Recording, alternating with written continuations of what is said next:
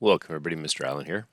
I'm going to go through a couple of the questions that we had for the family of equations section, just some of the regular classwork, and hopefully in the process I'll clear up a couple of problems that maybe some people had. First question here basically just says, which of the following equations does not fit the family? And so when I'm looking at families, I'll typically be looking for the same x-intercept and the same degree. That doesn't mean that's the only option, but it's certainly the most common option. So quickly looking through these, I can see that if I did multiply each of these out, they would all be cubes. I have 3 x's multiplied in each case. So they all are cubic functions. As far as the zeros go, the first case I have -4, +5, and 2. Here, 2, 5, -4, so obviously the same, just different order. And D is 5, 2, and -4. Those three are all the same. And C here would be different.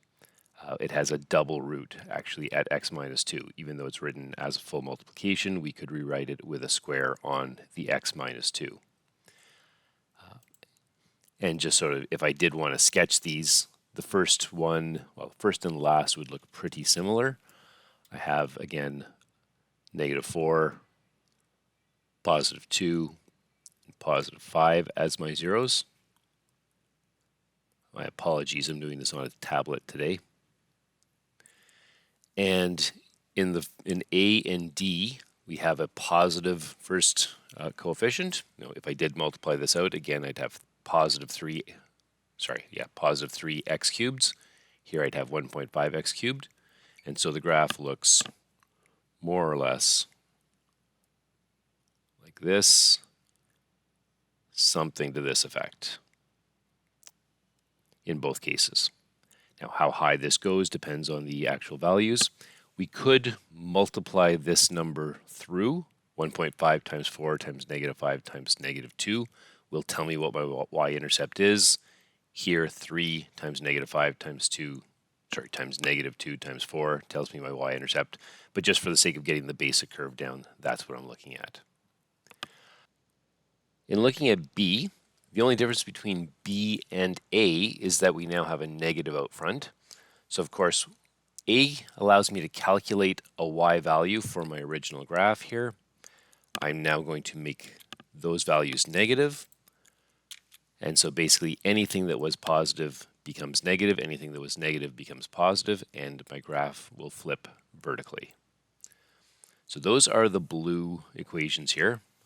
Again, A and B specifically.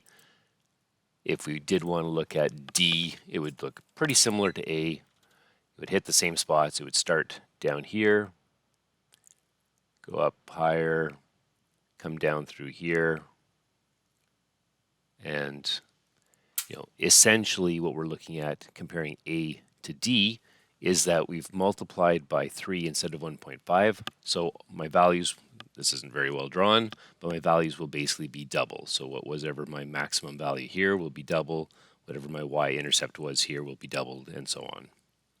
So those are the 3 curves that fit the family. If we're interested in what the fourth curve does, and by now we hopefully do recognize this, but if we don't, maybe I'll cover it anyways. I've got a double root at x equals 2. And so I've got my 2 here and my 5 here.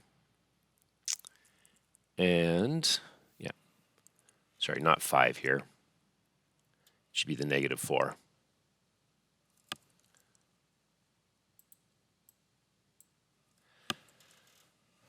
So my graph basically, again, positive first coefficient. My graph is going to come up through that 1.5, come down through this. And the double root, essentially we have an x minus 2 squared here. At that point, at the point 2, my graph is going to be parabolic. It's going to sort of bounce back up right off that spot. So the key to these is always recognizing that at a 0, the exponent tells you what's going to happen. Here at the 0, 2, at the 0, x equals 2, my graph is going to have a basic parabolic shape. It's going to come right back up at that spot. And then, of course, now I've deleted the other ones, but you can sort of see that's clearly not the same look as the others. Similar, perhaps, but not quite what we would consider the same family. Question 3 is basically the same, but we actually see the graphs. And so go through this one really quickly. Here I have zeros at -2, +1, and +3. Here, -2, +1, +3, good. Here, -2, not +1. So it looks like +2 and +3. And here, -2, +1. So this, and this are in the same family, and this one is not. And of course, you can see that they are all cubic. They're drawn for us. The fact that one here in B would have a negative first coefficient doesn't really matter.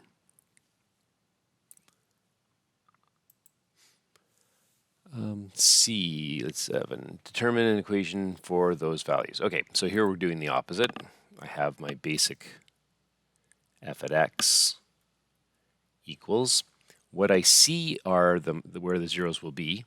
So having a 0 at -4 means that x plus 4 will be part of my solution. Having a 0 at 0 means that x plus 0 or x minus 0 or just plain x will be part of my solution. And having an x at 2 means that this will be my part of my solution. Again, here you want to remember that what we're trying to say is my y value is going to calculate to be 0. That's what a 0 means. It means I have not gone at all off of the x-axis. When I put a -4 into this bracket, I get the number 0, which I would then multiply by the rest of my expression to get my y value. And 0 times whatever other numbers I have there will give me that 0. Putting a 0 in for the x gets me 0 times some other values, which would again give me the 0. Write equations for two functions that belong to this family. So anything that looks like this is fine. So f at x equals 6, x plus 4, x minus 2. I suppose I should write it this way, although there's no real reason why it has to be written this way. We tend to put the x out front. And then same sort of thing here. This could be a √2. It could be √6 as another answer. It could be a half, whatever.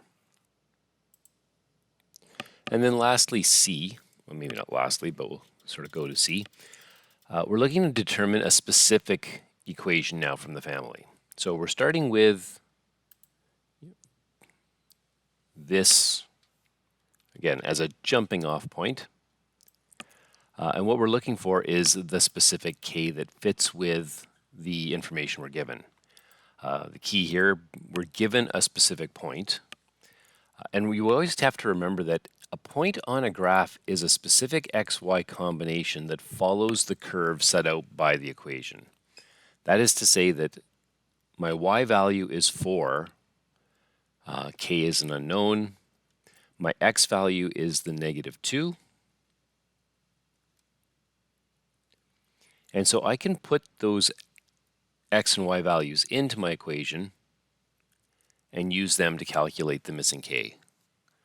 I think sometimes we forget that really an equation is sort of a mapping almost of where our points go. Every single curve that we draw, every line that we draw is really just a series of points. And so we tend to forget that, but this is the key to all graphing, sort of understanding of all graphing. Every single line we draw is really just a series of points that I'm connecting. And so now I basically have a pretty simple little math equation here. I've got a 4 out front. What is this? K times, I see 2 times -2 is -4, times another -4 is 16. And so poor use of my space here, but basically if I divide the 16 or divide both sides by 16, I get k is 4/16 or k is 1/4. And so the specific equation is f at x equals 1/4 x times the x plus 4 and times the x minus 2. Now, the true last question says to sketch the answers for parts B and C. We know we have zeros at 0 specifically. The x again represented a zero at 0. -4, so 1, 2, 3, -4, and at +2, 1, 2. And then again, the only other kind of key point that I can figure out is my y-intercept. Oh, but my y-intercept is at 0, so I don't need to actually figure it out. Typically, what I would do is I would think about multiplying my value from the front times the added or subtracted values in each bracket, but of course, I know that my y-intercept is at 0, so it's pretty easy for me to draw that now. And so my sketch for B and C basically look the same. Something like this, somewhat higher if the k value out front was larger, somewhat smaller if the k value out front was smaller. Last one here, I'm just going to go through A specifically for 10. It is exactly the same question as 7, but it has fractions in it, so I thought maybe take an extra minute on the end here. So the key to recognize is we're working our way backwards from our zeros. So if this is one of my zeros, in order to figure out what the bracketed expression should be, I sort of can look at the -1 and know that I have an x plus 1, but sometimes we just kind of know those things because we got used to it. So we just want to recognize that where this comes from is I would have rearranged one of my original brackets here. So if I kind of work backwards, 2 times the x is 2x. So multiply both sides by 2 here is -5. Add that 5 over. And so 2x plus 5 equals 0 is what is sort of the equation that got me -5/2 as my 0, which means that in my family of equations, I'm going to have y equals one of my factors will be the 2x plus 5. We also have the x plus 1 from here. In order for -1 to be a 0, then -1 plus 1 would have to get me that 0. And same argument here as here. Oh, sorry, there's a 3 there as well that I missed. And so my brackets here are going to be 2x minus 7. Just do the exact same thing. X equals 7/2. Multiply both sides by the 2, subtract the 7. That becomes the one bracket there. And then running out of room here, x minus 3 will be my fourth 0.